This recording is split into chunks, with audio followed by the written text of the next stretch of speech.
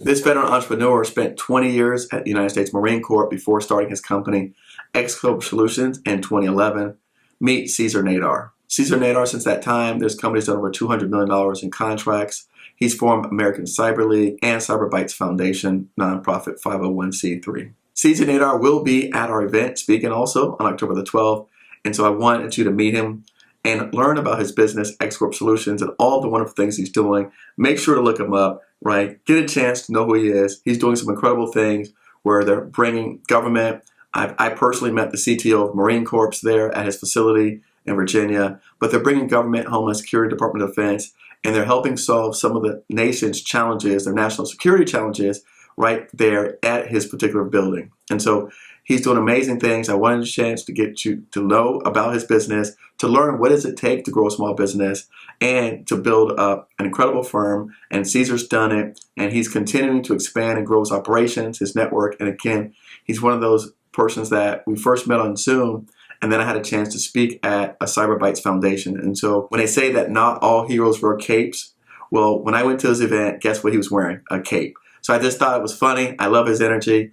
Hey, man, this is my brother from another mother. And so I want you guys to hear from him today in this episode of the GovCon Giants podcast. Let me know what you think. And if you get a chance to come down to Miami, October the 12th, you'll get a chance to meet him in person, shake his hand, and take pictures with the man. In fact, I might just tell him to bring his cape. So stay tuned for this upcoming episode with Cesar Nader. My name is Cesar Nader. My company is X Corp Solutions. Okay. So Cesar, welcome today. We just actually spent about 15 minutes talking offline, getting to know each other and stuff. So, no, I learned a little bit about your past, but for the audience members out here who don't know you, can you tell us a little bit about your background and what it is that your company, X Corp, does? Sure. And thank you so much for giving me the privilege of coming on your show.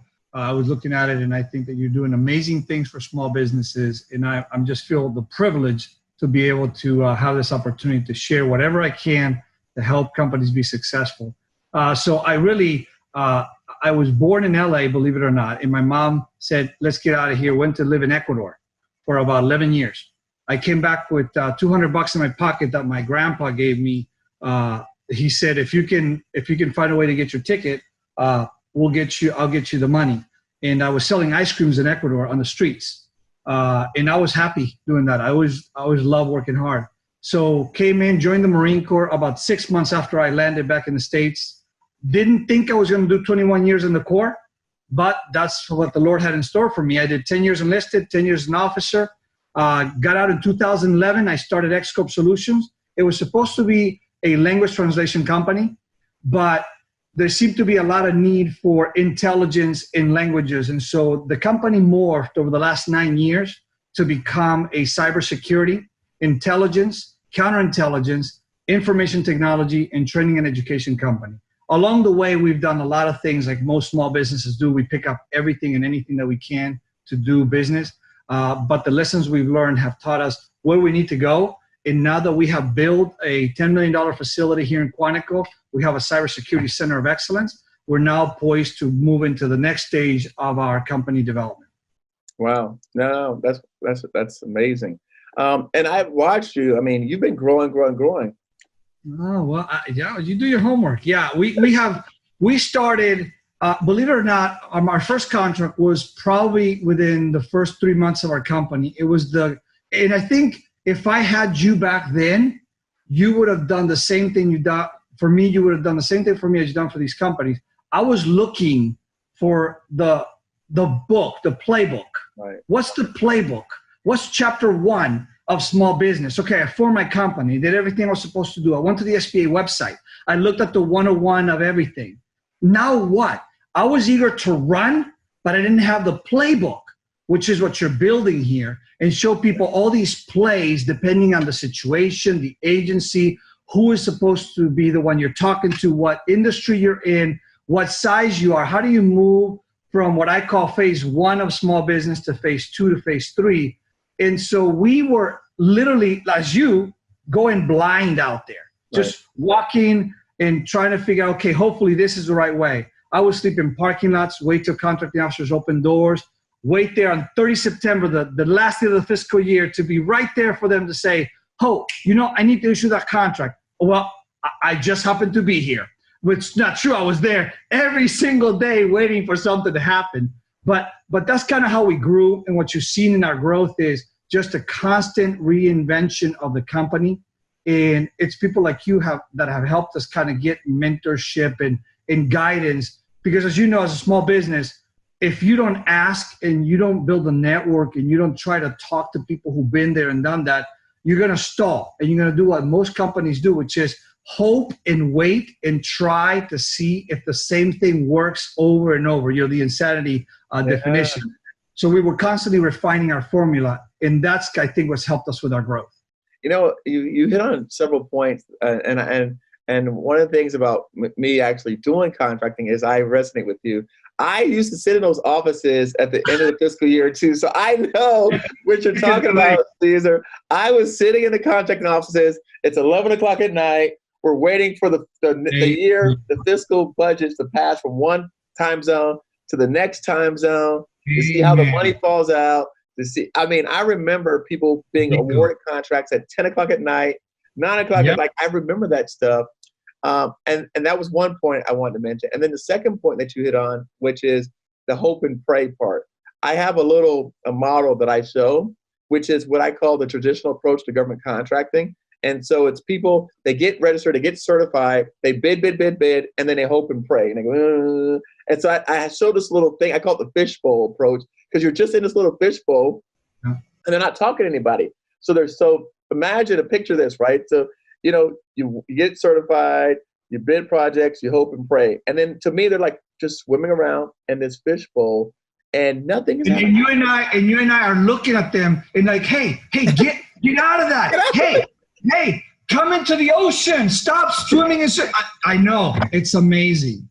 But I create that and it's like people, they don't understand when they get it. So, but that's amazing. So that you've been able to figure it out. Now, when you were first starting and you said you did language learning, do you still do the language learning at all? Any of the language translation? I wish we did, because I was a linguist in the Marine Corps and I was a foreign air officer. So it was natural to do what I thought would be what we know. In fact, funny story about how we came up with X Corp Solutions is that I put on a piece of paper, the day I retired from the military, I went home, took my Marine blouse off, and I wrote on a piece of paper in the four corners of the paper, the 4 things I knew how to do. And I drew an X through it. People say, oh, how'd you come up with X Corp? Is it counter intel? Is it the 10th Corps? No, it was a simple X that I drew when I said, these are the 4 things I can do. I called the lady for the website. She said I needed 3 letters for a .com. I was like, okay, X, what else can I get? I can't do any more X's because that won't work for government contracting. So I said, okay. She goes, well, what are you? I said, I'm an S corporation. I said, okay, well then how about X Corporation? Oh, thank you. And then she goes, well, most companies, when they run out of, because it was taken, X Corporation. I said, well, why don't you add solutions? Most companies add solutions, the word solutions to it at the end to different. So there it was, X Corp Solutions. Oh. And we did languages until we grew out of it.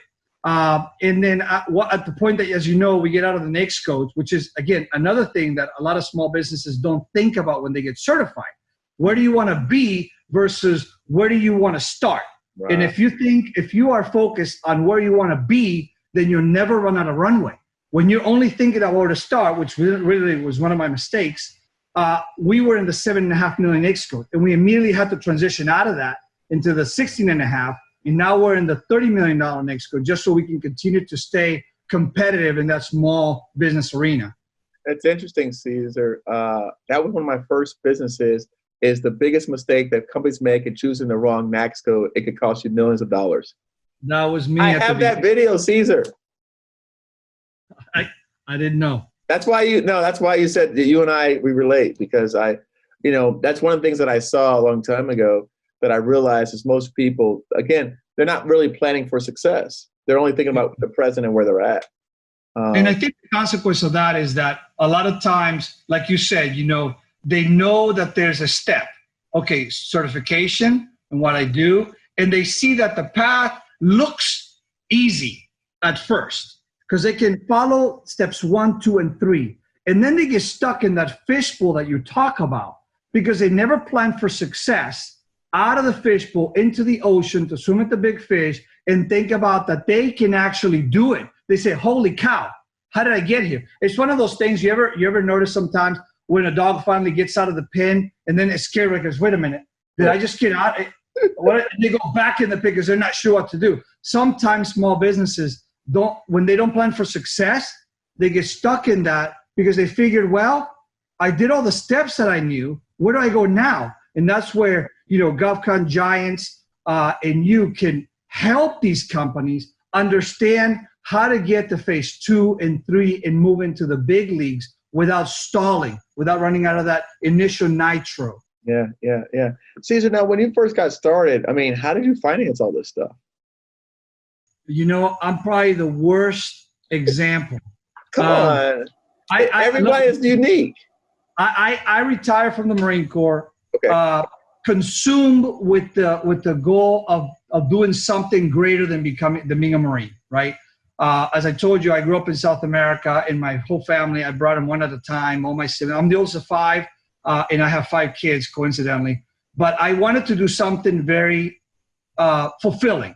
And like you, we never think of what we do as a money-making proposition, but rather as a fulfilling thing that will permeate and create ripple effects for others. So we thrive on the success of others. So when I retired from the Corps, I knew that my desire to service was still there, but I also knew that I had to make a living with 5 children that were ages 9 to the twins were about 2-3 years old.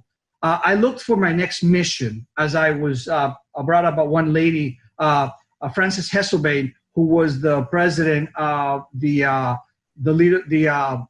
Hesselbein Institute of Leadership. And she said, Cesar, your problem is you keep looking for a mission, not a job. And it just hit me that I couldn't really go back to work for somebody. I needed to do something that was fulfilling to me. And believe it or not, back to our discussion of real estate, I fell in love with real estate in 2007 when the market crashed. And I learned right there and there that investors never see a bad day in the market. They look at investments, and it's all about just getting the investment at the right price. Right. So in that process, I learned about government contracting because I admire another, just like you, I had a mentor that I admire. I said, wow, this guy got out of the Marine Corps, started his company, and he is basically hiring veterans. And I thought, can I do something that will allow me to hire my fellow veterans? So at first I said, well, who does this? And I said, well, Booz Allen seems to be a name out there. So I believe it or not, I modeled my company trying to look like Booz Allen. I said, I want to make sure that when people say Booz Allen or X Corp, they say, oh, same benefits, same pay, everything's great. Of course, I got a crash course in reality almost immediately when I realized that Booz Allen and I were not in the same category. But then, of course, through research and just sheer perseverance, I was persistent in trying to figure out, wait a minute, like everything in life, there is a process. And that process, and I'm sorry to go back to what I looked at your LinkedIn, but I realized that one of the keys to your success has been exactly what most of us try to do and don't know we're doing it. You first try to master the process in everything you did. I saw what you did in real estate. Then you did another success story in your next company. And then you started your company. And even in this, you look at things and you master the process. Right. Then you say, okay, now that I master the process in this 10,000 hours of expertise, I'm going to improve the process. So you take these components and you build it together more efficiently. And then your success in how you exceed expectations. And so you start cranking the engine. So for me, it was learning the process, mastering it, then making more efficient, and then hitting it again and again, and just going after it in a more efficient, with more partners, more robust pipeline, you name it, right? We can go on in the different things. You know this from contracting. But it was really an obsession with how do I do something that I can enjoy and be successful at it, and it can ultimately fund my passion, which is real estate. And this is how the government contracting piece started, because I really knew that there was an opportunity. I just need to figure out how to do it. And then I said, if Booz Allen can do it, so can I. I love it. I think that was a great description. And also, I think that's really a great observation of what we did and what I've done, which is true because, yeah, you're right. At everything that I've done at every level, I've mastered it. And not just in mastery in my own sense, but I was always an award winner at everything that I did. So real estate, I was associate of the quarter, associate of the year, then I was a trainer, I was a coach, same thing. And then when I got into steel buildings, then I was, top 5 in the country, right? So again, same thing. I mastered these particular. And I'm willing to guess that the thing that people need to capture in what I think you have created, you are a serial master of everything. Meaning, you didn't go out and say, "I'm the smartest guy, and I want to be number one." You looked at the process and said, "How do I become number one?" By mastering the process. A lot of people don't even want to do the work that it takes to it's not impossible, but people don't want to take the time you've taken to say, okay, what does it take to be Rookie of the Year? What does it take to be Salesman of the Year? What does it take to repeat it? You learn to master it, then you learn to improve it so you can stay ahead of your competition, and that's when you take off, and then you can't be caught. You're so far ahead that you wake up with the code to master something else. And now the problem is you have a disease. You have a disease that makes you be a serial entrepreneur that cannot stop trying to master the process. And now what you're doing, and I mean this sincerely because flattery is fake, appreciation is genuine. I appreciate what you're trying to do for businesses because what you're trying to do is not say, look at me, look at what I did. It's like, listen, if I did it, you can too. It's just follow the process, become disciplined and obsessed with it. And once you master it, find ways to make it more efficient. There lies the real success, because when you make it more efficient, you have something you can sell better than your competitor. No, I agree with you. And I was listening to one of your videos earlier, and you said that you were talking to the military veterans in transition, and you were saying something along the lines that the United States give all of us the ability to be able to go out and do this. Right. And I agree wholeheartedly. I mean, I tell people, I've been doing this since 2007. You've done it for the last 9 years. And so nothing, regardless of the economy, natural disasters, political officials, none of that has stood in anybody's way. Nope. I mean, and I always love to hear people say, well, but, and when they say but, I get just discouraged by the fact that people want to use an excuse. Exception. We call it an exception. We say, when they say but, they're making an exception. Amen, brother. Although it's just, no, not just, not but go ahead, Steven. And I think changing the mental code that they have about, okay, I didn't think I was going to get here. They get scared and they start to find the but, or the, well, I'm not a set aside, or well, I'm not, because a lot of people sometimes think that because either you're a minority or you're disabled or you didn't come from the right side or the right school that you're not going to be able to make it. It's all BS. It's all really a matter of having the code to do what you've done.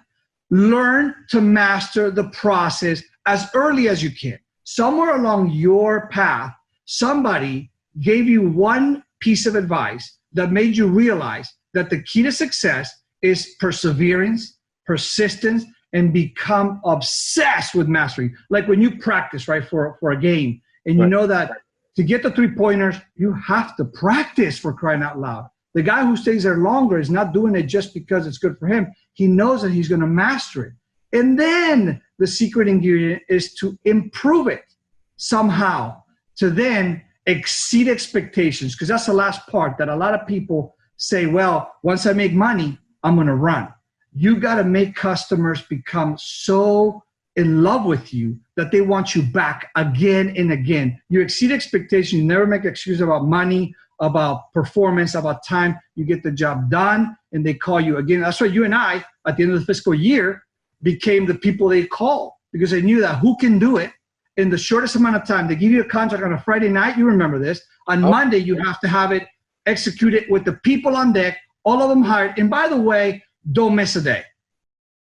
So I'll tell you something. One of my students, it's funny that you say, I mean, man, we have so much in common. Hoorah. She transitioned to janitorial. And mentally, she goes, Eric, you know what? She went out and she observed the landscape and she looked at the marketplace. She says, you know what? I'm going to do janitorial. She went to a conference and event. This was like right before COVID, March, maybe February, March.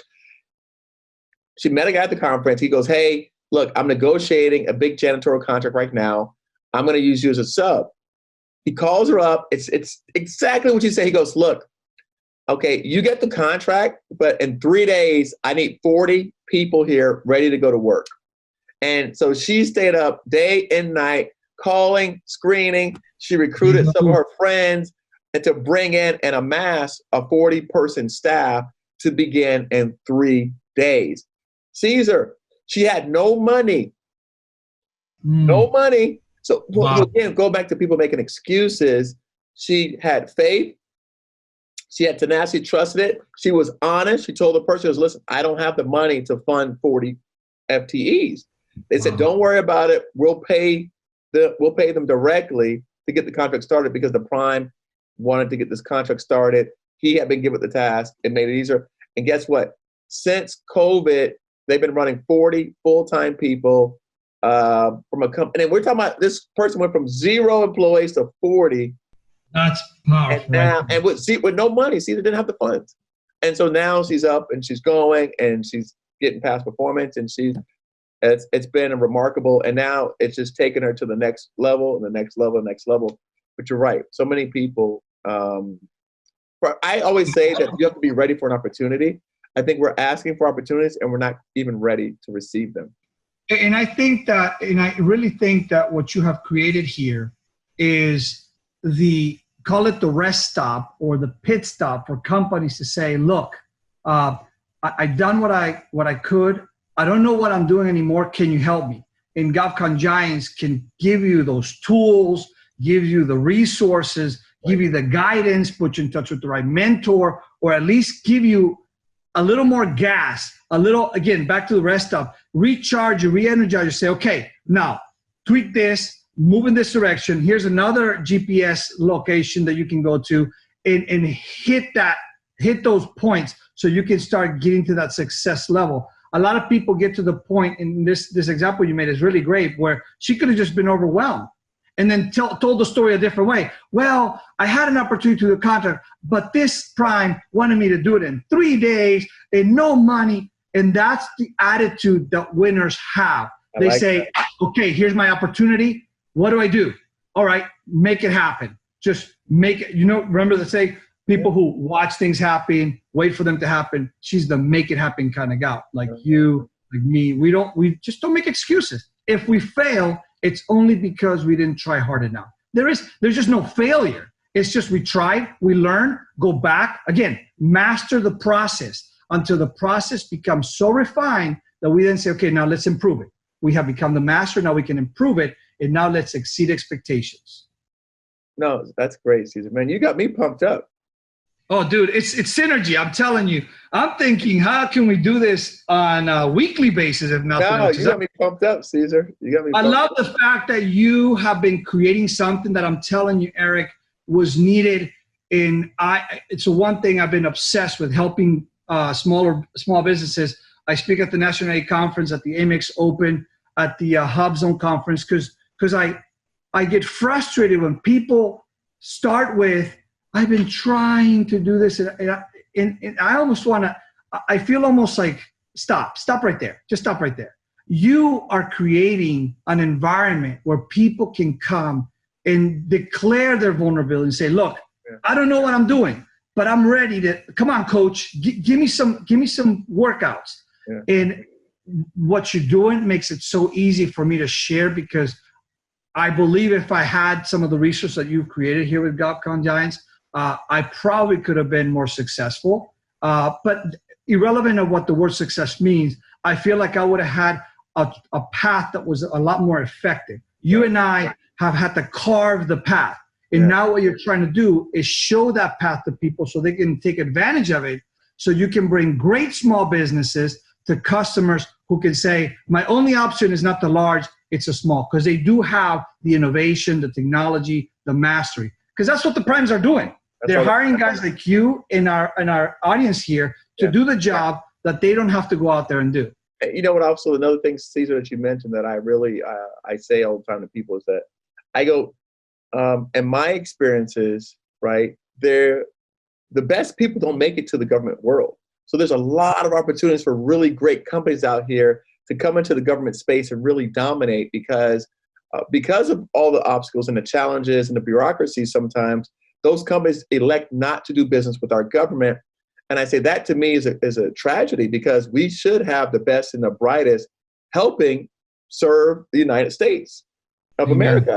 And so I want to help bring those people in, tear down some of those barriers, and showcase them and their skills, their talents, their people to the United States government. And every time that I've done that, the government has been so overwhelmingly gracious and thankful. And yeah, it might have taken time, but after we get in there, the government's like, oh my gosh, where have you been for 10 years? Like, we wish we'd have, we dealt with so many other not as effective, not as efficient contractors that did not necessarily deliver. But like you said, because some of these people, they might have figured out the way, but they're not the best company for the job. They're not the best team. Or they don't know. A lot of times I've had opportunities to talk to companies who are trying to penetrate the govcon market. Right. And they don't realize, or they don't know how to get in, and they feel like there's a barrier to entry. Right.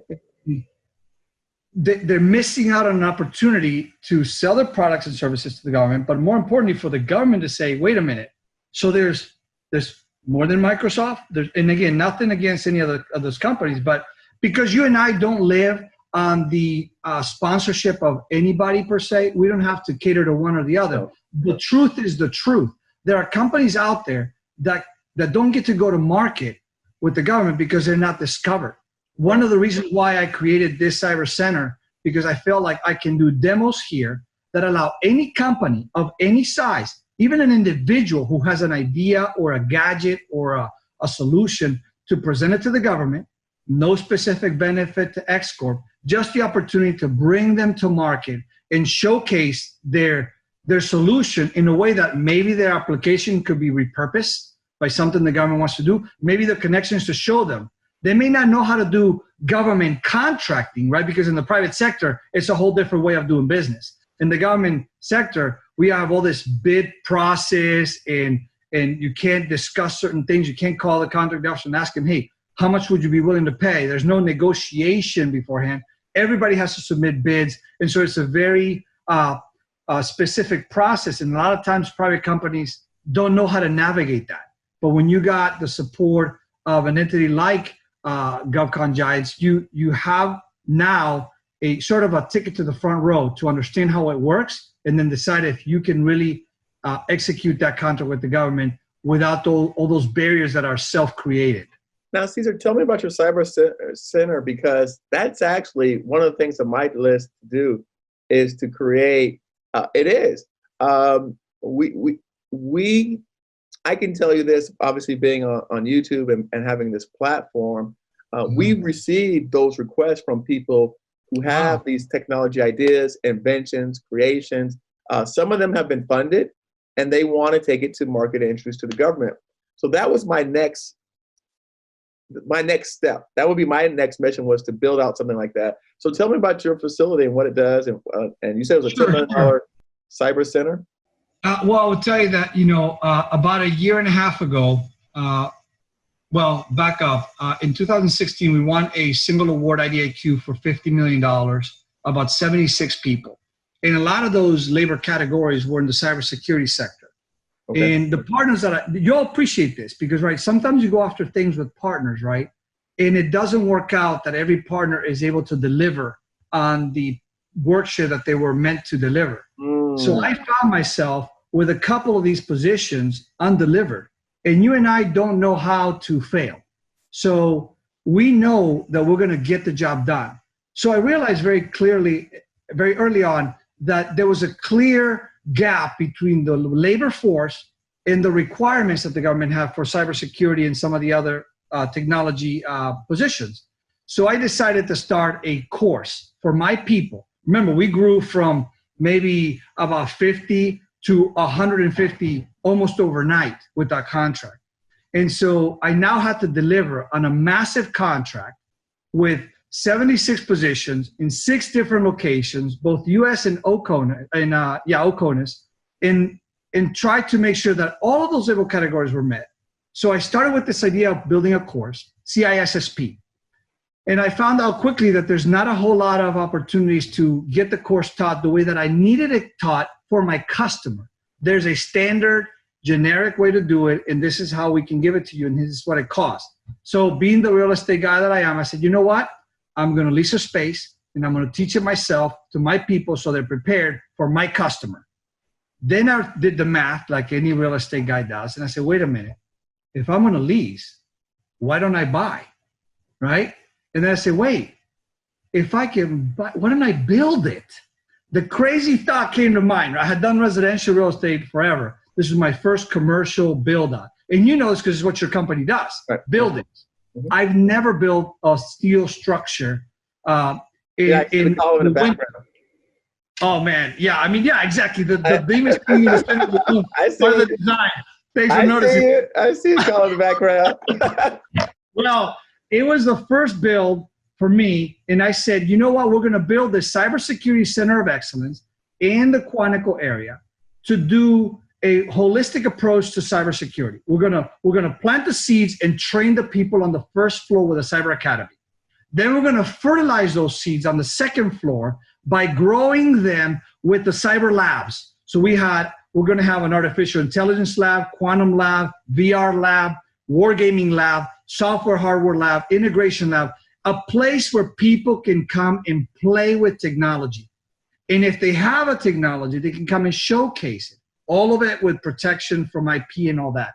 And then on the third floor, I was doing what I wanted to do, which is harvest those seeds and hire them. Qualified professionals that were the product of a combination of academia, industry, and government moving to solve national security problems. So I got a loan. I have a great bank, Community Bank of the Chesapeake, and they were able to just fund this project. $10 million investment, and I put everything that I own, my core frame shoes, my uniforms, my medals, my suits, I pawned everything to make sure that we had the money. You know that we don't find a way to say no. And so once built, we figured, why not, instead of having X Corp be the beneficiary of any government problem-solving request, why don't we let companies come here and just demo and figure out how to solve problems for the government. So the government gets everyone they want, no one they don't, nobody gets left out, and nobody is put there just because they won a contract.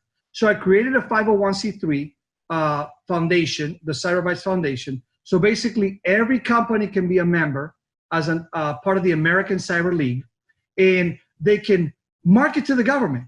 No need for X Corp to be involved. No financial benefit. In fact, I'm not allowed to get any benefit from the foundation if I'm going to be the founder. If I do, I have to be fired. So I made it to make sure that just like the big companies try to put all the little companies underneath it, the ones that have the great technology, the great people, right? And that's how they make money. I figured let's band as a bunch of smalls and give the government what they want. Sort of like a cyber depot. You come to aisle 7 and you get what you want in the amount you want for the price you want, and you don't have to buy the whole enchilada. So that's kind of the concept of it. I don't want to take too much of the time to explain unless you have any other questions, but it's essentially a place for any company to come, and if they're not sure how to market, we'll help you. If they're not sure how to put a proposal together, we'll help you. And that's not we'll help you for a price. We will help you, no cost, no expectation of payment. We want to bring the solutions to the government and let the government pay for those solutions and fund the projects. Cesar, I'm really excited about that. That's good. Hoorah. Well, you're welcome. I mean, again, if you want to partner on this, by all means.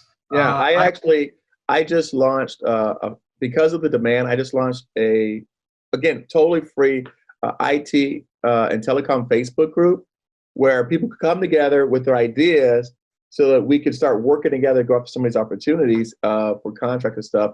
And I'm telling you, I come to my email this morning, and one of the people, and again, you don't have to buy anything from me to join a group. It's free. And he emails me and said, hey, Eric, I just want to show you a video that I captured of some of us got together from your IT Facebook group. And this is where we talked about our goals, our objectives. And it's just connecting people, Cesar, right? It's just connecting people together. And he goes, hey, Eric, I want you to see this video that we created based on the group that you helped form and start. And so we have people that, again, I've got inventors. We have cybersecurity professionals. Look, when you talked about virtual reality, you talked about AR, the person who created the, when you do the mapping inside the augmented reality scenario for the actual landscape and stuff. So one of the persons who actually first did that mapping over like Iraq, Iran for our government, like as a contractor, came to me to find out about getting contracts because they paid him to do that under a contract, but that's because he was the expert. But no one ever showed him how to get other future contracts and add on work. And so imagine if this person was so skillful and knowing how to do, like you said, the actual AR, the VR, the artificial intelligence, but not in knowing how to get a contract. That's where I find your passion and your commitment to small businesses to be the source of why you are successful, because you see exactly that problem, that there's great minds, inventors, people who know how to solve the problem, but they are barred from playing in the arena because they don't know how to get in there. And you're trying to say, hey, come here. This is the door. Get over here. You can invent it. I will help you with the contracting piece, and we will help them. And we're not saying, hey, we'll help you for a price. We say, look, we want to do the same thing you want to do. Solve the problem.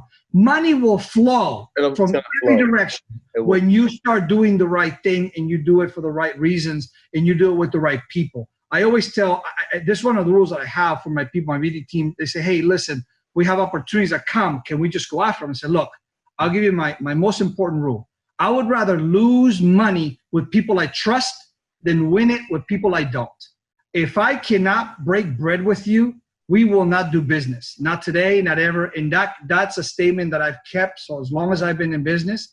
And I feel like that has been part of that growth and success that you talk about that we've experienced, because you know how it is. You help somebody, 10 people will help you back. So as Zig Ziglar says, if you help enough people get what they want, someday you'll get what you want. And that's what I think you're doing with this, showing some of those amazing technology creators and people who maybe don't know how to speak to the government, to at least show and let them come to you with this amazing exception award, GovCon Giants, this giant group of intellectuals and helpful people that know how to do one thing, but together we can help you achieve that goal.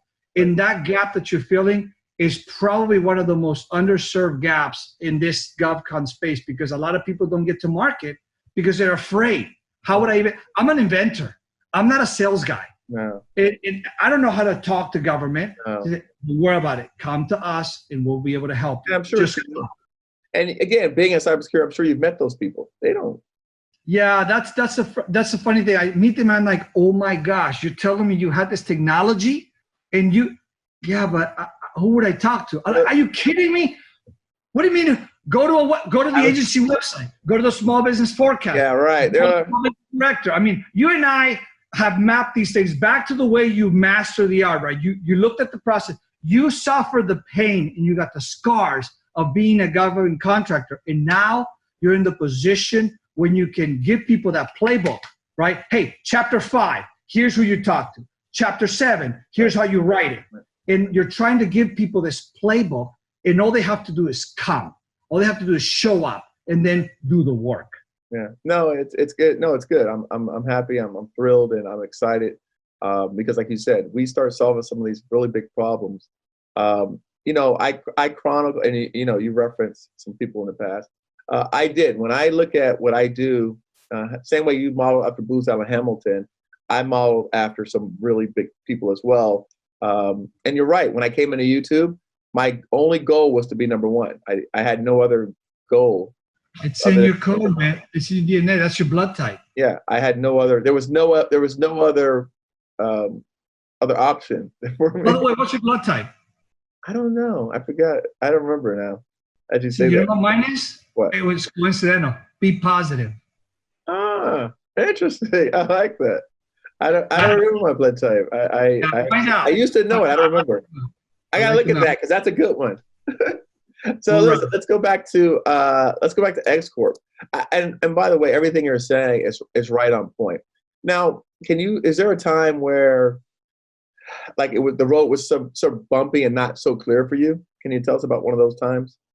yeah, I would point to several. I mean, there's different stages at which an owner can be overwhelmed.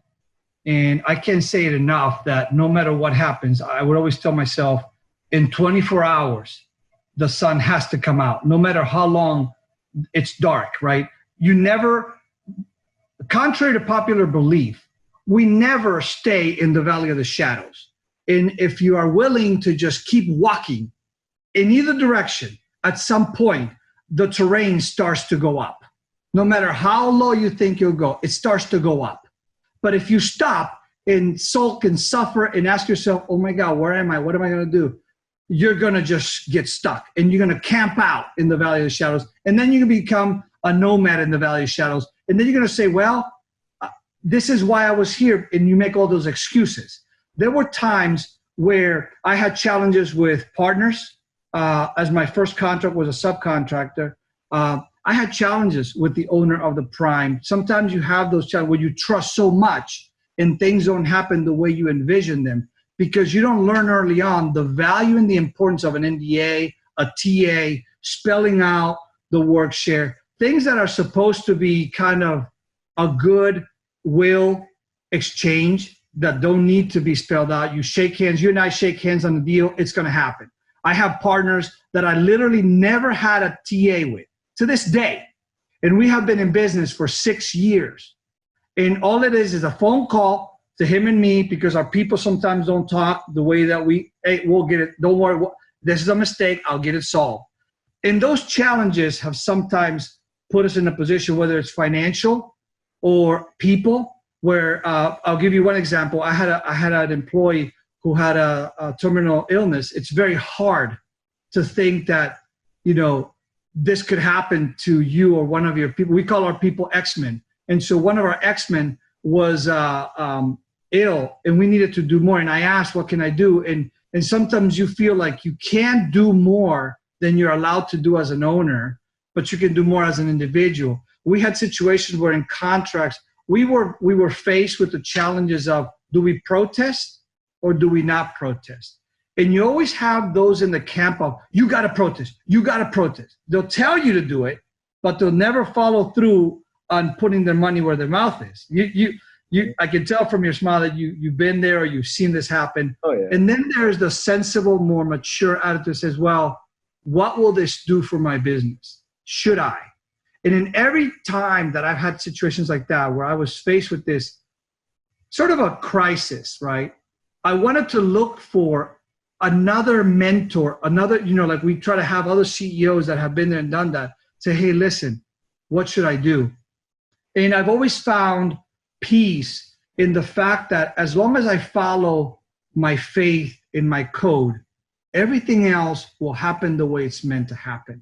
So in a lot of these times where I've had issues, say with money, I call the trusted people that I've always had, say, hey, look, I have this shortfall, or I have this challenge, or I'm thinking about this investment, or I'm thinking about protesting, or I have this personnel issue, or I have this. We had a situation when we had one of our customers had to initiate an investigation because there was a spill, a security spill. Mm-hmm. And, that can be devastating for a company that has a TS clearance, right? And so those moments define you because they could be life-changing. You have the lives of people in your company and their families. And if you make a mistake, you could basically ruin the company and their livelihood. So those trying moments sometimes are lonely and very dark, but I've always found it that I just got to wait 24 hours to get through it and think sensibly about the options, map out that course of action, look at what are the consequences of each of those courses of action, bring it down to 2, and then make a decision. because that's why you're there. Ultimately, you may make yourself a CEO at the beginning, but you will only remain a CEO if you're able to solve those problems that people expect you to solve, because that is your most important job, to take care of your people and make sure the company is there for them to continue to count on. You speak at the National 8A Conference. Check. Can you tell us some of the things that you hear often from small businesses that they come in, and some of the repeat types of questions, comments, concerns that maybe you can address some of those things here today? Sure. I think probably the top three that come to mind, people ask me the typical question, like, how do I get more business?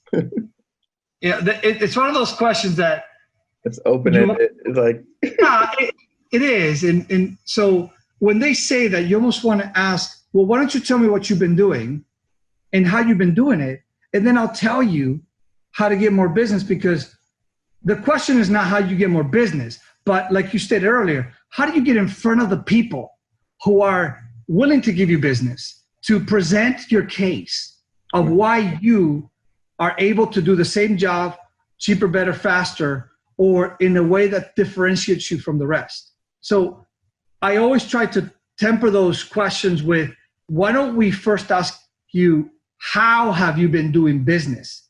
Because the question is not how do you get more business, because it's an open-ended question. It says, well, I can tell you 100 ways to do it if I just give you a blanket answer. But the question really centers on how have you been doing it and what you should be doing to grow your pipeline. And a lot of people hear that word for the first time ever when they're in these conferences. Pipeline. I don't do plumbing. I don't do metal work. It's like, listen, and you and I learned it. It's interesting. That's funny that you say that. I actually take that for granted, Cesar. That people have never heard pipeline. Yeah, I take a lot of stuff for granted. Maria helps me realize that I talk really at a high level sometimes, but again, that's just because of the nature of the people I surround myself with. We understand each other in our lingo. You develop a lingo and you develop a pattern for how you are communicating, just like we do in the military. When I speak that military jargon and I tell veterans how to translate their resumes into civilian sector, they don't understand. What do you mean they don't know what a motor T guy is? It's like, what do you think people think? Imagine yourself talking to a 23-year-old hiring manager. Yes, and I said, yes, he's 20 or she's 23, and they're going to hire you, a 45-year-old, and you're saying, yeah, I was with an LAV company. What do you think they're going to say? Is that a social media platform? Yeah. So the idea that people never heard of words like pipeline and gates and P-win probabilities, right? And how do you get to a process? A lot of people think that you got to where you did by just walking around aimlessly and you got lucky. Oh, he got lucky because he's got a great, look at his smile. That's why I get business. Or he got lucky because he came from the right school. You learned the process, mastered it, improved it, and then worked on making it, exceed expectations. So when I hear people say, how do I get more business? I have to really back off and say, well, you first have to figure out if you're doing business the right way, how you've been doing business, and then create your pipeline. And then from this massive amount of trash, you have to sort out the things that you want to go after. And I talk to them. The second question I get, which is tied to this, is, hey, how do I get into this agency? Mm-hmm. And to you and me, it's baffling because you and I don't know the meaning of the word can't, don't understand rejection. That's kind of like rejection. I mean, to me, rejection is a joy because we know that the more we get rejected, the closer we are to a win. Yeah. So if you're afraid of rejection, you already started on the wrong path. Yeah. It's like, I say this to everybody, don't focus on success, focus on rejection. Because if you're okay with rejection, you will be less sensitive to the no. And the moment you hear yes, you're like, did you say yes? That's it. That's the win. So the second thing I tell them is submit RFIs, as many as you can, because that's a way to talk to the agency. We say, how do I get into this agency? Well, have you responded to their RFIs? No, they haven't. RF what? Yeah, they don't even know Listen, you got to understand RFIs, and then this is it's almost like your opportunity to talk to them before they even know you. Yeah. Say, but how do I write an RFI? It's like, well, again, you have to go talk to somebody like the GovCon giants and say, can you guys give me a template on an RFI, which is the most amazing tool. I'll tell you, and I say this too, when I talk at the VIP, the Veterans and Procurement seminars, I would say, you got to respond to enough RFIs until somebody says, you know what, I would like to give you a contract, just for the sake of the fact that you responded to this RFI effectively. Are you still there? I'm sorry, something got, you brought up something on the screen. Look.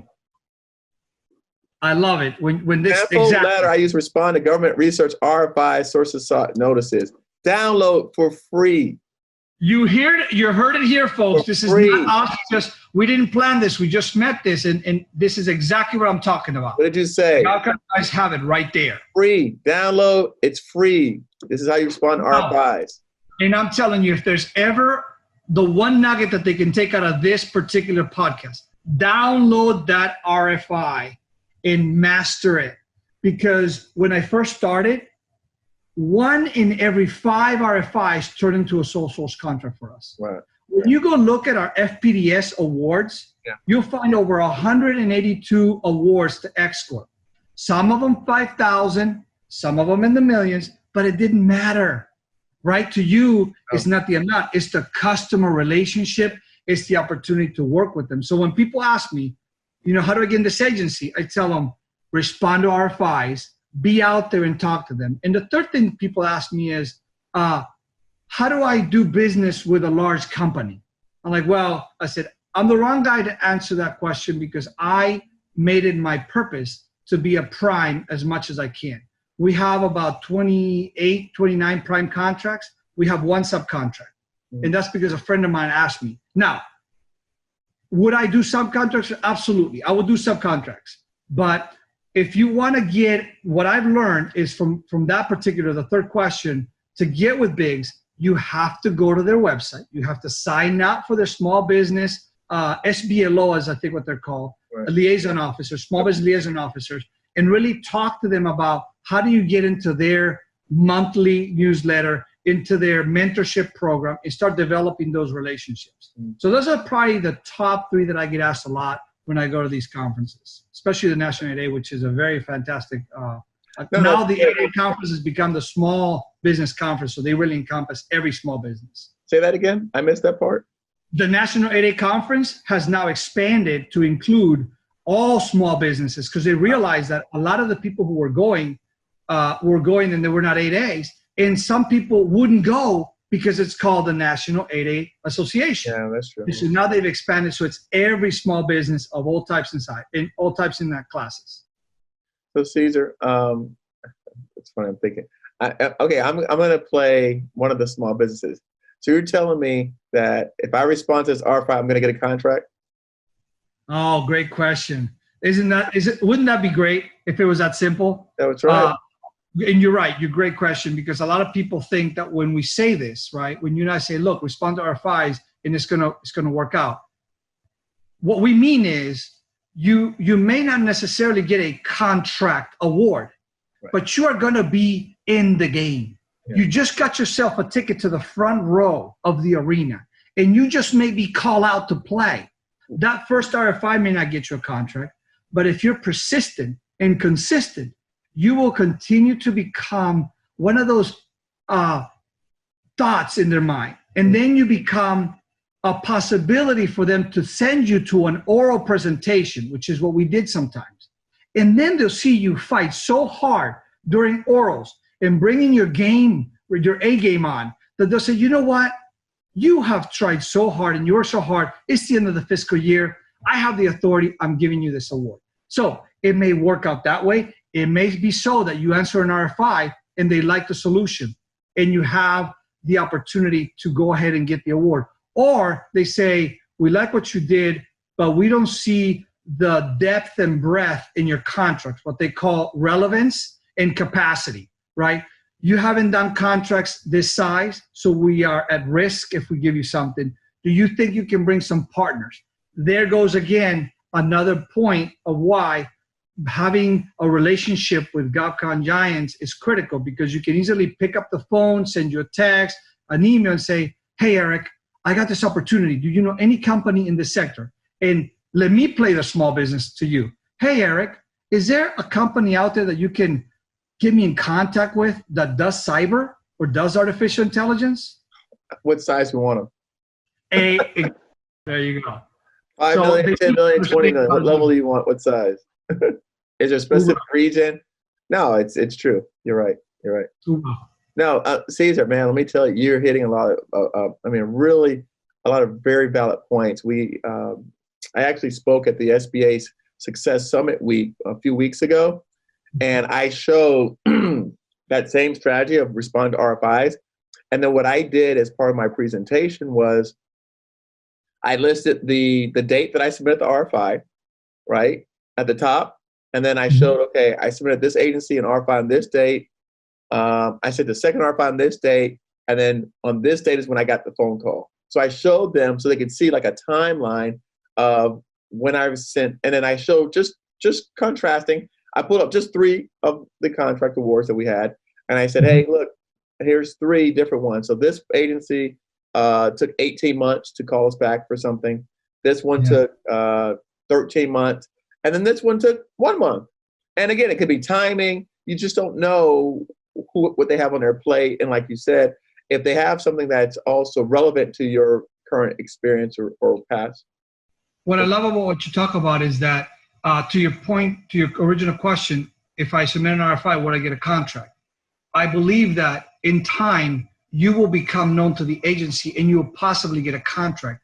But what I love about what you said is 2 things. Number one, you prove what you tell people to do, which is a lot of times what consultants try to say to people. Listen, if you hire me, I can take you from here to here. All you got to do is pay me $1 gazillion. And in the process, you might get there. You tell them, listen, here's what I did. Here's when I did it. Here's how long it took. Sometimes it takes this much. Sometimes it takes this long.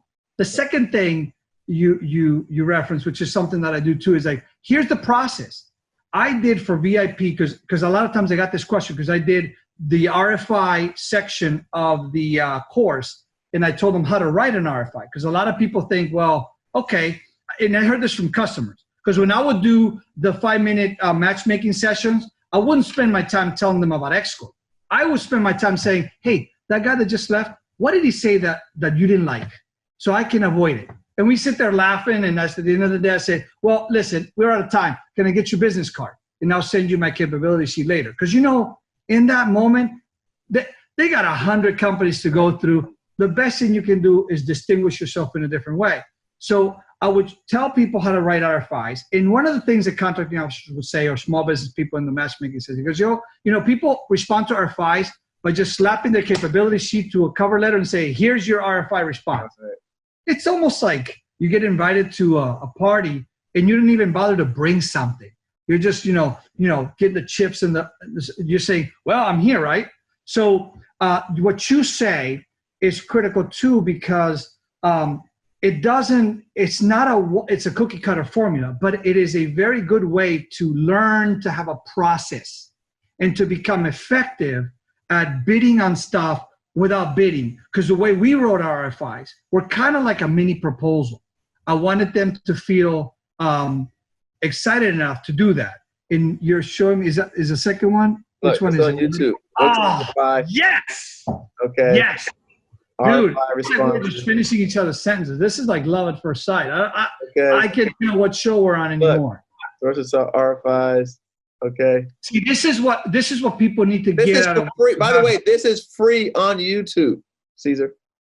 And dude, I'm gonna have to recommend you to the VIP, because this is one of the best kept secrets in the govcon space. How to write an RFI effectively could get you more contracts than any proposal that you spend thousands of dollars with, because it is almost a self-invitation to be heard by a contracting officer or a customer or a small business or all of them. Because the way you write those RFIs can be just music to their ears, and they'll invite you. You don't have to ask them. When people say, well, how do I get in this agency?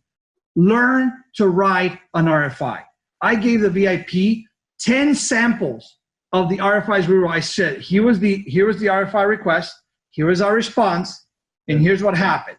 And so they have, because I give them different samples, RFIs are a very open template kind of thing, but there's a way to write it that could be effective.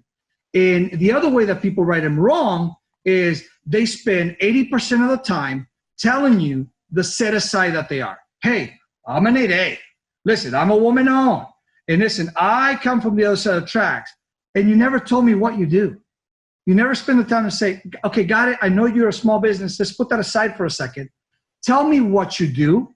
Tell me, do you understand what I need? And tell me how you're going to do what you learn and what I need into this new contract.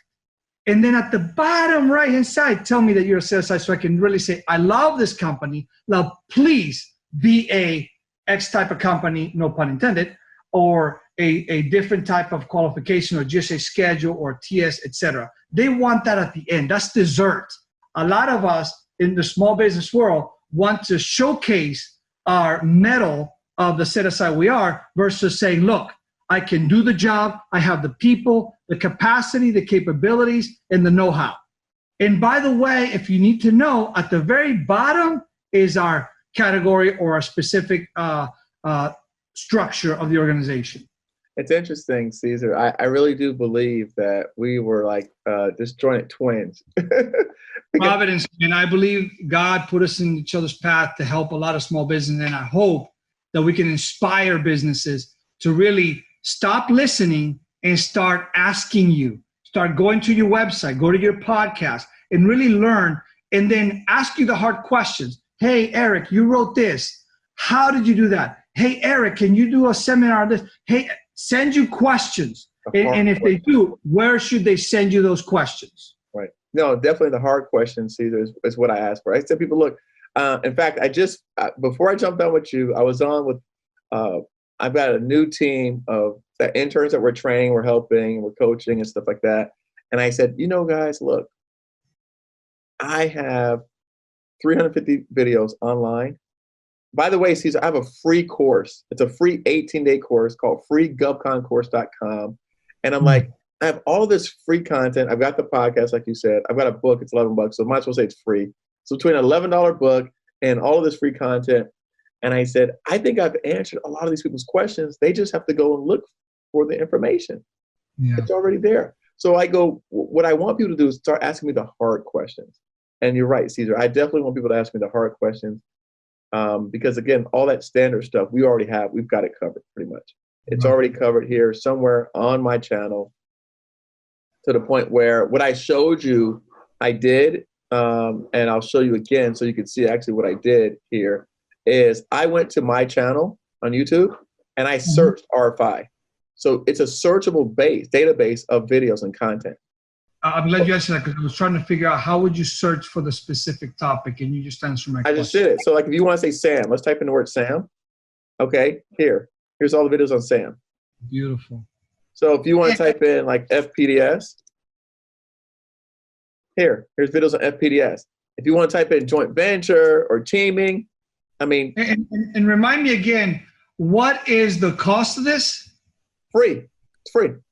Now, if that doesn't get people trying that they don't deserve to win contracts. The answer to the question, if I write an RFI, can I win a contract? You don't deserve it if you don't at least take the time to do this work, to learn this. Because I believe that in all this library of content that you have, in all the things that you plaster here, both from experiences with you and the people you've spoken with, there is the answer to every question in GovCon. And if it's not there, they should ask you so you can do the next podcast, because I bet you there's probably, let's just be realistic and say that you have maybe 1% that you haven't covered. Then ask the question, because I'm pretty sure that you can cover it. But I believe that this content could be the key to people. Instead of asking the question, if I write an RFI, can I win? Is now that I've learned this and I got these tools, I can't wait to put it in play because it's a no-brainer that I'm going to win a contract. I just got to implement this. Cesar, look, okay, how do I meet potential joint venture partners? This is Matt Schoonover. This is Matt Schoonover, right? From Co-Prince Law. They are a Co-Prince law firm they're at the conference with you at the HUBZone conferences. Yeah. They're the ones that write small govcon. They put their own pamphlets and materials on that. Here, a Marine turns a CEO and builds a $50 million construction firm doing joint ventures. Wow. Louis de la Cruz, construction. Jennifer Shao, she's an authority in GovCon. Wow, you got really successful people here, man. I think you're taking your stuff down with me. You gotta get people of that caliber. This is the B team. You got me. I'm the B team, but these guys are exceptional. I mean, what you have here is really great because I'm just showing you. That's what we're talking about. Sorry, I didn't mean to interrupt you. Go ahead. No, go ahead. I'm just showing you. It's just, you type in the word 8A. Okay, here's the program explained. Here's an interview I did with someone. Here's benefits of the program. How they can work. We've got. You know what you have done? What you have done is you just made my life easier because I'm going to refer people to this because I can only speak for so long when I do these speaking engagements, and you have all of the resources. You've done the hard work of cataloging, categorizing, and selecting the topics that you have seen happen. And again, this is not flattery, Eric.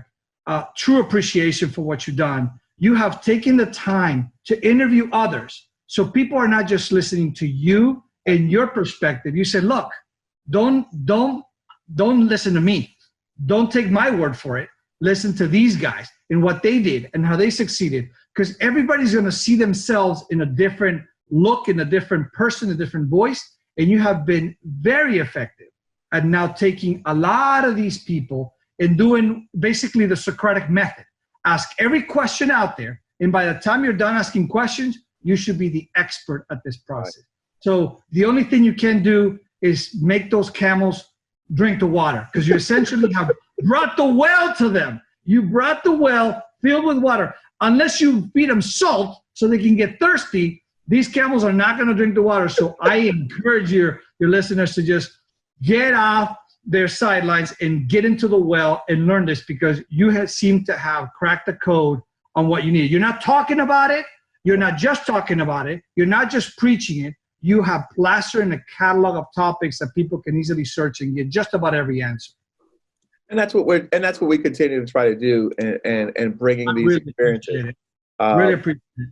Yeah, and that's what we want to do for people. Again, my motto is right, teaching everyday people how to win extraordinary contracts. And that's what I live by. And I appreciate because I'm going to end up benefiting by now I can send companies to that because I was building, I got as far as 3 pages of things people can do. You have a library, 350 videos. Are you kidding me, man? Right.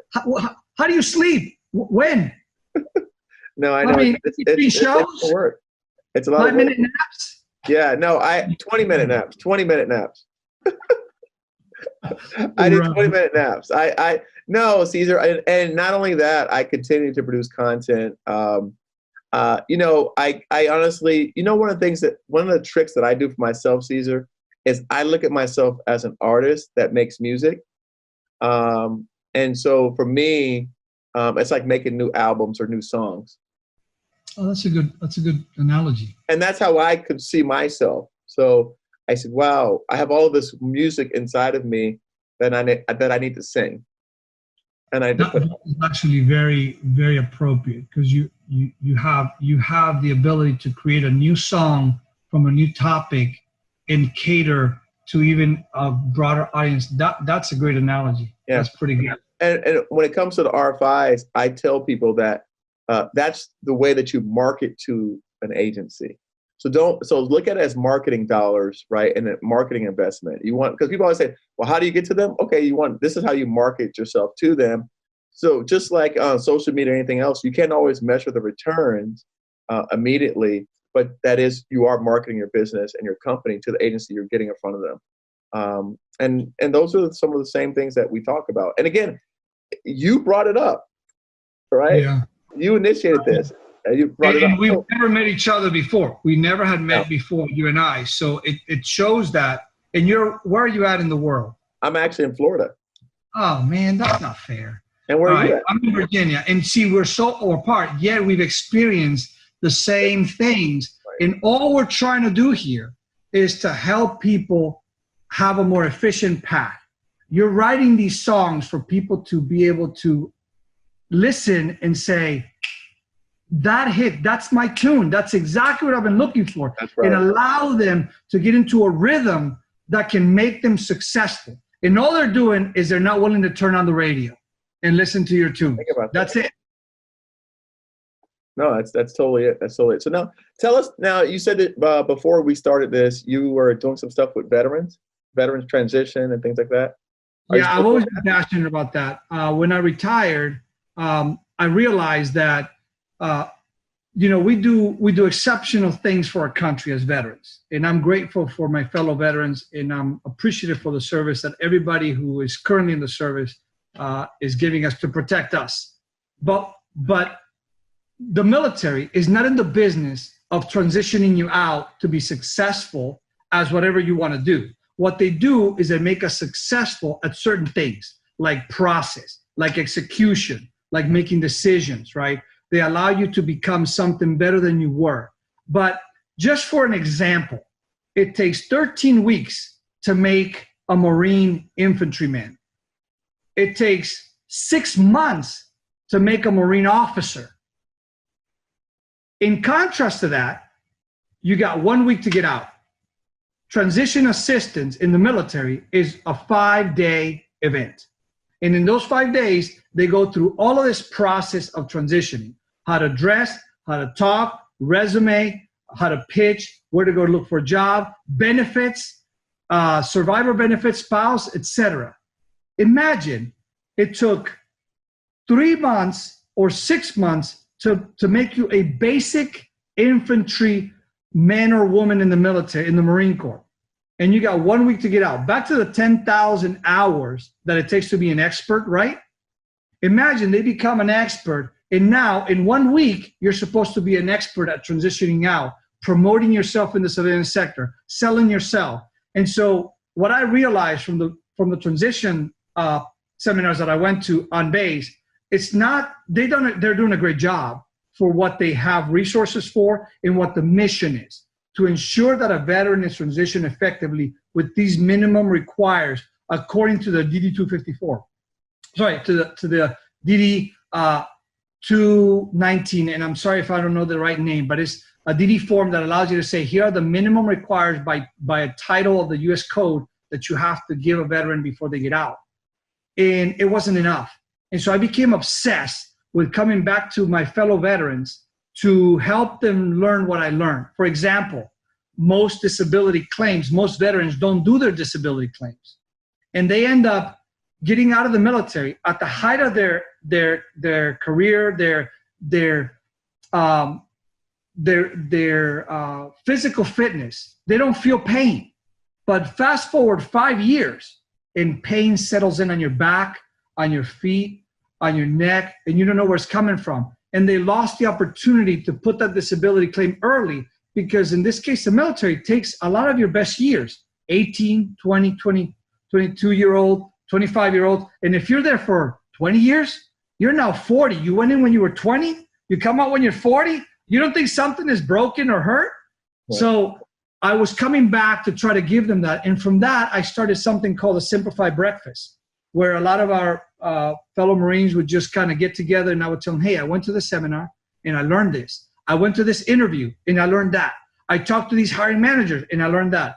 And then that started to grow, just like you have grown what you've done. I'm sure at first it started with you just thinking about it and talking to other fellow owners. And then it started to grow, and you realize that, wait a minute, everybody's having this problem. It's time for you to do something about it. So I created this what I call the Military Veteran Transition Program, and put together this 6-phase program to help people understand that the first thing you should look at is not what you're going to do when you get out, but who you are, so you can really understand the power of you, and then decide how to do what when you get out. So you don't go out and say, well, I was in finance in the military, I'm going to go look for a finance job. I was in infantry, I'm going to look for a security forces job out there, security guard. First, understand who you are before you went in, while you were in, and after, so you can really harness the power of who you become to then decide comfortably of what you want to do. And anyways, it's more involved, and I don't want to be abusive of your time, but it's really meant to help veterans figure out, just like you said, figure out how to become the best you and never settle for less. Just not a powerhouse thing, but just what you're doing for small businesses. Don't give up on the opportunity to take the advice of those who have come before you to help you achieve success. Step on our shoulder to get over that wall, right? Because we want to see you succeed, and it doesn't require us to be successful in the process. Your success, my success, comes from seeing somebody else come back and say, thank you. Without what you said, I couldn't have done it, or what you did transformed my life. And that is a check with no money attached to it. It's a blank check that says you've done your job. That's how I felt about it, and that's why I do it. How will people find out more about that? Well, I don't have any website. They can just send me a LinkedIn request. I'll help any veteran, anytime. I usually up at 6 a.m. I go to sleep at 2 a.m., 7 days a week. My passion is my kids and my business. And helping veterans is the only other thing that I do. And again, there is no money involved, no endorsement, no sponsorship, no products that I'm selling. I just want to help people just the way you are doing. Yeah, I see you have the 6 phases of transition process. You have different tracks: employment, entrepreneurship, education, international, retirement, and wounded with. Hoorah. Yeah, see, I'm not as effective at you. I mean, you've written 3 books. You're working on 2 more. You got all these videos. All I've done, and I'm a Marine, I just put the camera on and say, hey, listen, here's some stuff, right? And I've done the seminars hoping to help, but I'm not as organized like you to do a website and stuff. So if people want to get to me, either they can reach you and maybe together we can help them, or they can go on LinkedIn or on the YouTube a channel that I have. But it's really kind of like first come, first serve. I hope anybody. Again, Cesar, I think you've done a lot of things that I originally wanted to do, which was speak at seminars and things like that. But I didn't have, no one invited me to speak. So I just made my own videos and my own content because they didn't invite. Listen, I wasn't invited to speak, so I made my own platform. They say that comparison is the thief of joy. And I got to tell you, I don't compare myself to you, but I am so impressed and so excited about what you've done, because you and I have done the 2 different paths that the other one wanted to do. Right. And together, I think, and this is not a love fest here, but it's a compliment to the love that we have for service to others. Right. And our backgrounds are different, and yet we still want to serve and do more. And you've done everything I wanted to do. And I've done the stuff that you want to do. Right. So at some point, we're going to have to work together one way or another. We just got to get the audience to vote on, our combined efforts to say, that's it. We'll see you guys together. Right. Give the audience 3 choices. How do you guys want to see us working together? Here's 5 choices, right? And then you guys circle the one that you want to see us working together. Vote for the next seminar of Eric and Cesar. Well, Eric and Cesar in the morning. I can tell you, I've heard 3 different things already. This program is a great one. The new facility that you just built is an excellent one with the nonprofit. We definitely, there's a lot of resources we could throw at that. I've got several podcast guests that could help you with that facility as well that are in your area. There's just so much overlap that we can add even more value to the GovCon space and the GovCon community. That I can see. Just count me in any way I can help, man. I'm in. I'm in not just because I love serving others. I think that when 2 people have chemistry and it's natural, like, sometimes interviews can be very just rough and hard to do. You know this because you do this a lot. I know. I just feel there's such a natural flow between us. It's just chemistry that because we're focused on who we're serving versus our own success. And that to me is priceless. So I'll do anything that you need me to do and work with you in any way I can.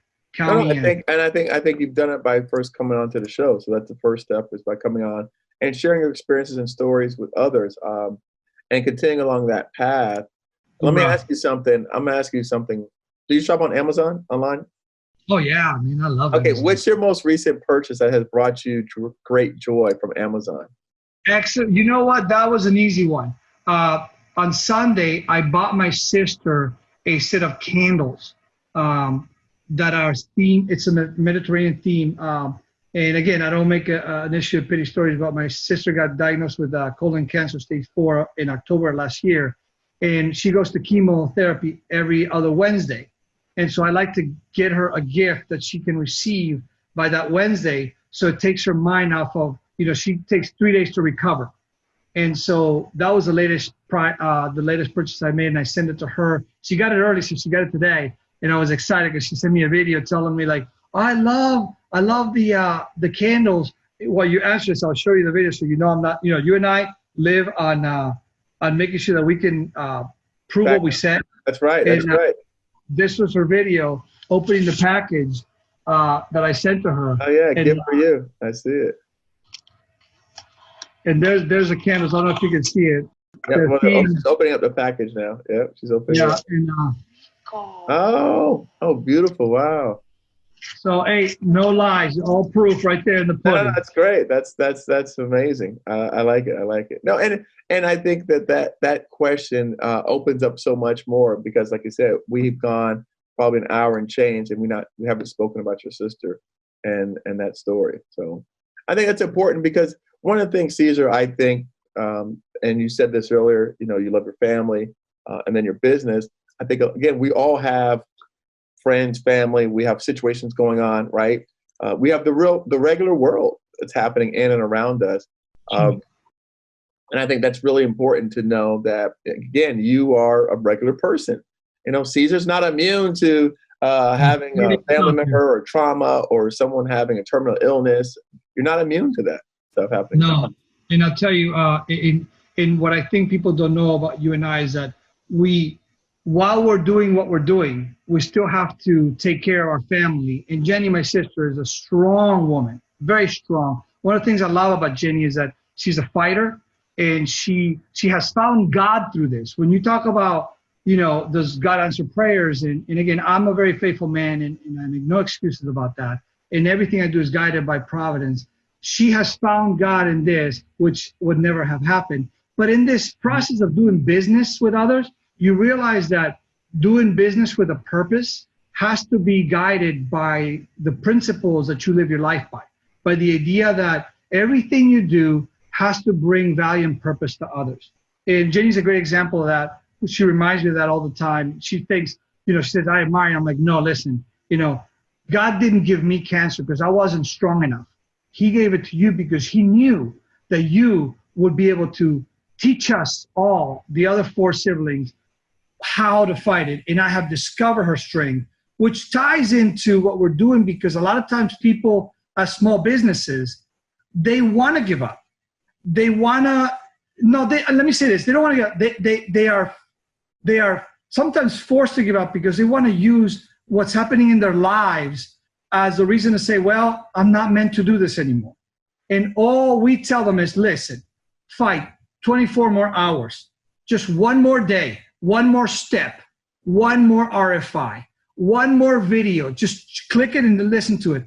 And maybe it'll happen, but don't give up. Giving up is just always one step away from success in every situation. You know it from almost every success story, that they could have gone wrong, but they stuck with it. And where you are today, which I would hope you would share with us some of it, when did you feel like you could have just said, that's it, I'm done? And you chose to say, I can't because of somebody or something. Is there a time when you had that happen? Oh, absolutely. And my audience know the story, but I'll share it really briefly. There was a time where I was doing really well and I was winning all the accolades and my company's on the rise and we were bringing on other people. And I decided, Cesar, I want to expand into the private sector. And I was doing government contracts, but again, those long cycles, right? You're building a pipeline of work. And so in growing out my small business, I said, well, I could double my sales if I went over to the private sector. And right. So I've got a couple million here. Diversification, right. And I said, well, but that happened and we were still coming out of that really rough spot after the '08 market took place.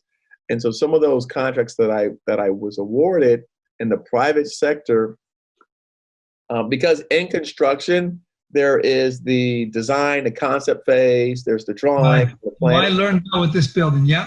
So by the time that you actually get to construction, those things were a year ago or 2 years ago. Site plan and building plan are critical. I didn't know that. Yeah. Spending $1 million on site plan and building plan before you put one iota of equipment on the ground.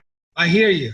And imagine, right? And you add that to the fact that you're doing working with a large organization, and they're got to get funding, and so it had been, some of these projects were approved like post the real estate recession 2009-10.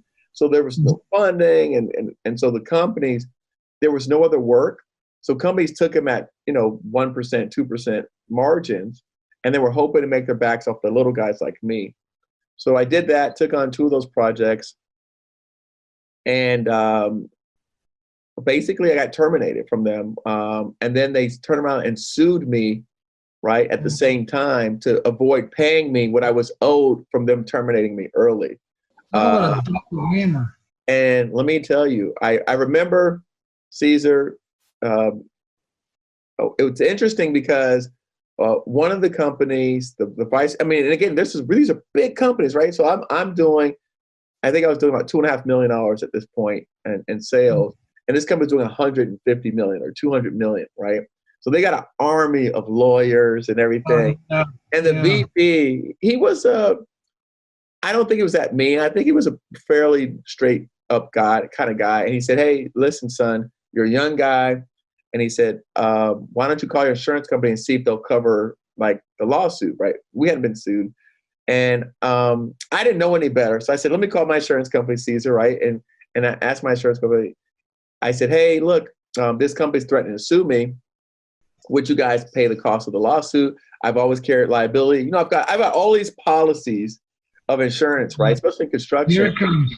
Here it comes. Right? And so the insurance company goes, "Well, we can't cover the if you're sued, we can't cover the suit." He goes, "But we will cover the cost for all the attorney's fees to fight and defend the lawsuit for the duration of the time." And that's actually was better than a lawsuit, Cesar, because I was not in the wrong. What a blessing. So Cesar, I didn't do anything wrong. These people were trying to find ways to get money out of small companies. And that's part of their business models on the private sector, which is another reason why I tell you about the whole, I'm so passionate about the government, because I've seen this type of predatory behavior from large organizations where there's no controlled environment, okay, especially in construction.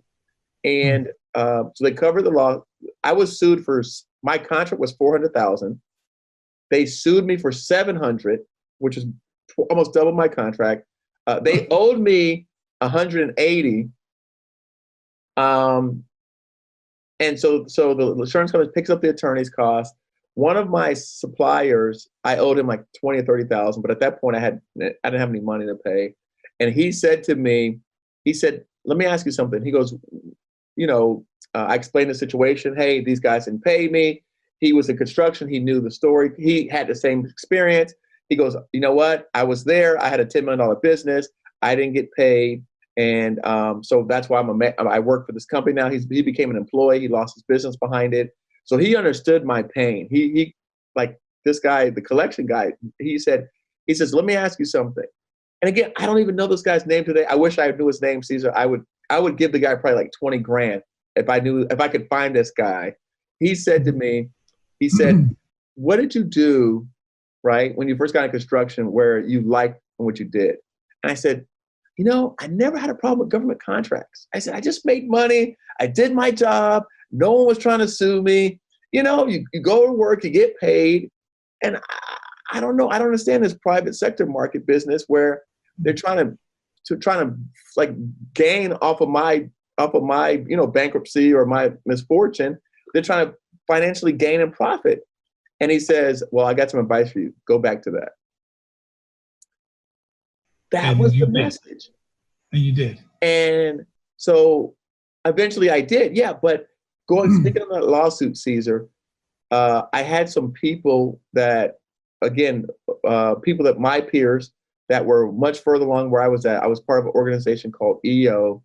And they said to me, well, Eric, aren't you planning on being a success? Aren't you planning on being a millionaire? So what is a couple $100,000 lawsuit? Right? And so that's what's the way that successful people looked at it. They said, you haven't even been sued yet. Why would you throw in the towel? What is there that you're quitting, but they haven't even done anything. You haven't even allowed the outcome to take place, and you're going to quit. Because my attorney told me to file bankruptcy. Because that's an attorney's advice. He's not an entrepreneur. He's an attorney. But my entrepreneur friend says, I've been sued dozens of times. Nothing came out of it. So long story short, we'll wrap it up. They sued me. The insurance company paid for the lawyer, the attorney. I said all the facts, all the evidence, all the information. This is what happened, blah, blah, blah, blah. Cesar, they started the job late, the company, and then charged me for not being there when they started it after they started it late. And it was like a whole bunch of, at the end of the day, the $700,000 lawsuit, we ended up settling with them. They ended up accepting a $5,000 settlement on $700,000. Wow. Five. And a lot of that money. That's. Think about if I had given them. What if I had the $700,000 to give to them? But wait a minute, because you see your personality and your spirit comes through in the positive side of the story. And I was asking you about a challenge, and you see, this is how you are successful. You don't look at yourself and say it, because you didn't tell us how hard was it in the times when you thought that you may not have won. See, right. You focus. See, you're so built for that positive thinking that you don't even think.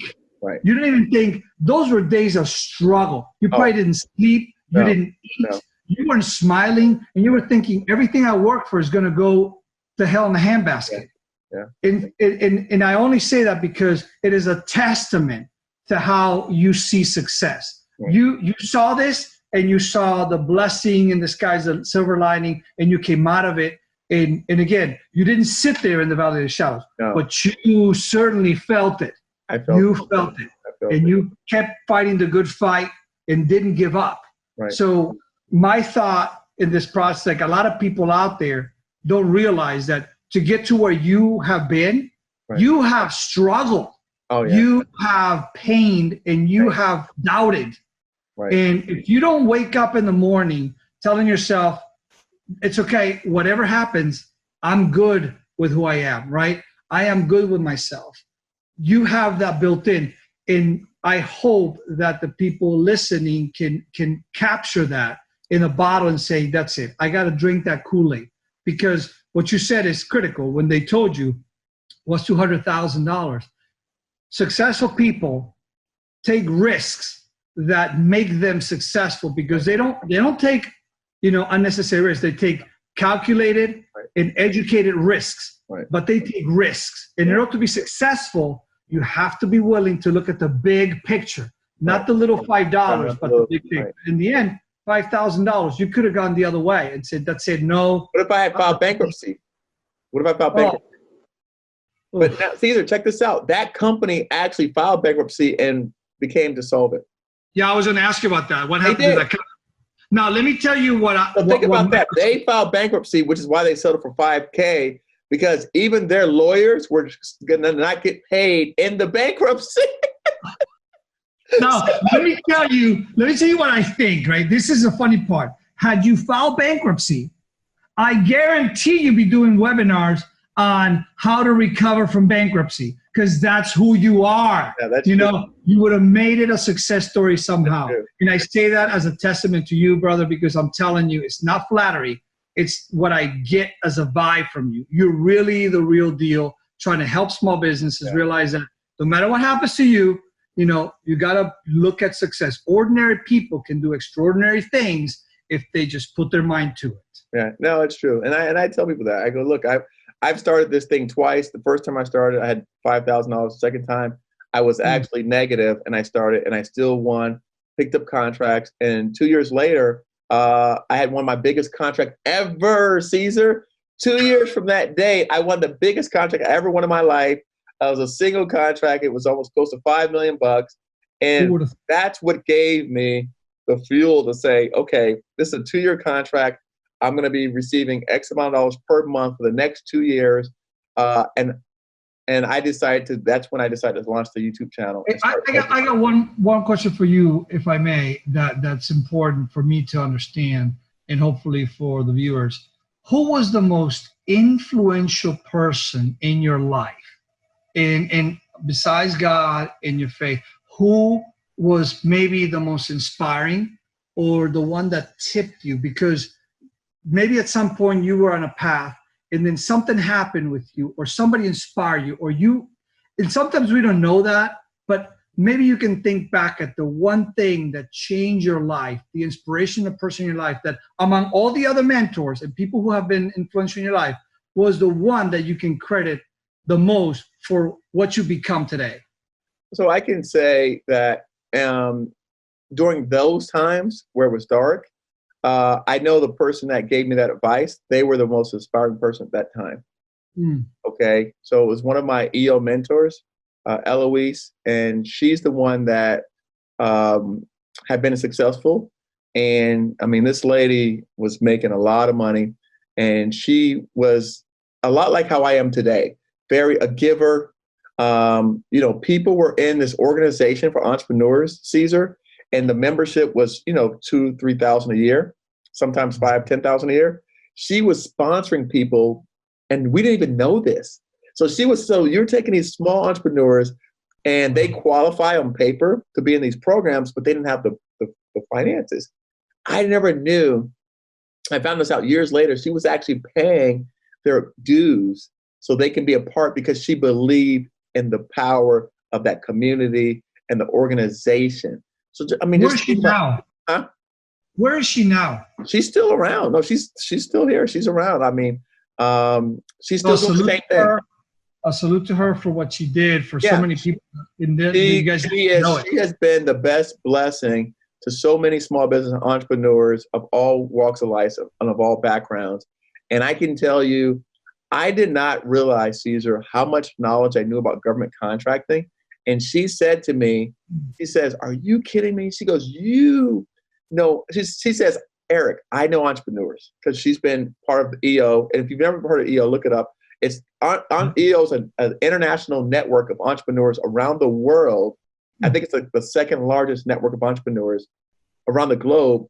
And you have to be a founder.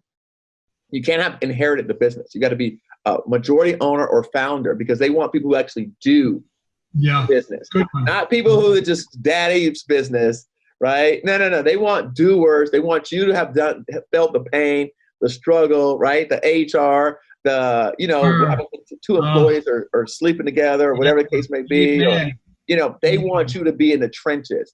So and I love that about the organization because that's what we need. And it's not where we go in and we network type thing. It's where we call experience share. So we share experiences. We speak in Gestalt. We don't give advice. We tell you, this is the situation that happened to me, and this is how I dealt with it. You can take from it what you like. You can, however you perceive it, but we don't go in saying, this is the advice I think you should do. I say to people, and if you hear me talk, I tell this to everyone, this is what I did, and this is what happened. So when people ask me, I go, I'm not going to give you advice, but I can tell you what I did and what was the results and the outcome. And I talk like that. That's a lot of times what CEOs need, self-made, what we call safe-made CEOs versus career CEOs, because that's what we are, right? We're self-made. We didn't get groomed to this. We just said, hey, I think I want a standard of living for me and my family, and this is what we're going to do. But we're sometimes afraid to ask, or people start comparing. And then you never get that vulnerable environment to be open and honest and share without any expectation or any intent to inspire or not inspire. It's just, here's what happened. Here's how I dealt with it. Do with it what you think. Right. And somebody says, you know what? I've been dealing with this. And they identify with you. We need something like that. I think that I envision that what you're doing here with govcon Giants is the same environment where small businesses can ask the questions that they're afraid to ask. Because in a conference, the challenge that I have is that people want to ask questions. I always tell people, don't let me go. Don't let me leave here without asking you a question. But you only have so much time, like in any situation. So I give everybody my cards. Sadly, out of 50, 100 people, you know how many people actually contact me? You got it. You got it. And that one person, I try very hard to focus on because they follow through on it. Somebody who follows through is going to be successful. They already made the first step. Like you said, just, reach out and let me help you. And then it goes from there. Cesar, look, we got to run. I've got a 6 o'clock. Do me a favor. Tell everyone how the best way to reach you and then some parting words. Roger that. So you can reach me through Eric because this is definitely where I want to live from now on. But you can look on LinkedIn and send me a LinkedIn message, or you can email me at Cesar@xcorpsolutions.com. That's Cesar, like the dog food, not like the salad, CESAR @xcorpsolutions.com. Give the people some parting words so we can close out officially. I would say that in the big scheme of things, when you're looking at trying to succeed, don't try to focus on the steps that you're taking along the way to measure your success, but the final destination and the people that you meet along the way.